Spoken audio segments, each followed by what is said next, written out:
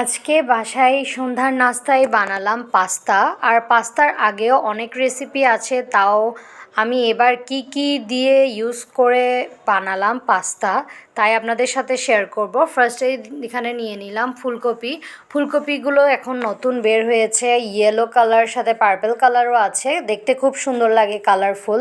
সাথে নিলাম ক্যাপসিকাম, কাঁচামরিচ মাঝখানে ফালি করে নিলাম, সাথে আরও গাজর নিয়েছি। আপনারা চাইলে অন্যান্য ইনগ্রিডিয়েন্টসও অ্যাড করতে পারেন।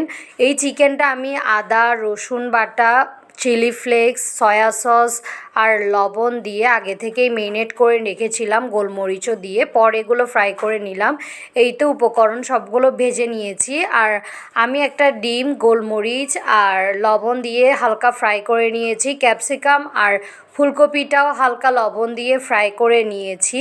এরপর আমি একটা প্যান বসিয়ে দিলাম, প্যানে বাটার আর হালকা তেল দিয়ে পেঁয়াজ আর রসুনটাকে ভেজে নিচ্ছি। ভাজা হয়ে গেলে এখানে আমি দিয়ে দিলাম একটা টমেটো, আমি ব্লেন্ডারে ব্লেন্ড করে নিয়েছিলাম, ওটা দিয়েছি। আপনারা চাইলে এটা স্কিপও করতে পারেন, আমার হাতের কাছে ছিল বলে আমি এটা ব্লেন্ড করে দিলাম। এখন আমি মশলা, পাস্তার মধ্যে প্যাকেটে যে মশলা থাকে ওটা দিয়ে দিয়েছি, সাথে সামান্য পরিমাণ সয়া সস। আর পাস্তা সেদ্ধ করার পরে যে পানিটা ছিল ওই পানিটাও আমি এখানে অ্যাড করে দিয়েছি। সামান্য লবণ দেওয়ার পর ভালো করে কিছুক্ষণ টাইম নিয়ে কষিয়ে নিচ্ছি। কষানোর পর আমি ফ্রাই করে রাখা যে সবজিগুলো রেখেছিলাম, ক্যাপসিকাম, ফুলকপি, চিকেন আর এগ, সবগুলো দিয়ে আবার ভালো করে নাড়িয়ে চাড়িয়ে একটু মিক্স করে নিয়েছি। আপনারা চাইলে আরও অন্যান্য ধরনের উপকরণও ইউজ করতে পারেন এখানে।